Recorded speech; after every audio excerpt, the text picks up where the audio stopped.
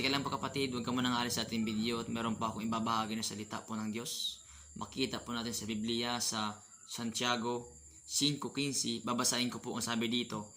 Pagagalingin ng Diyos ang may sakit dahil sa panalangin may pananampalataya, palalakasin siyang muli ng Panginoon at kung siya nagkasala, patatawarin siya sa kanyang mga kasalanan. Kapatid, ang sabi po ng ating Panginoon, kung nagkakaroon po tayo ng karamdaman sa ating pisikal na katawan, manalangin po tayo na may kalakip na pananampalataya. At doon tayo pagagalingin at palalakasin po ng ating Panginoon. Kung tayo po ay nagkasala, humingi tayo ng kapatawaran sa Kanya.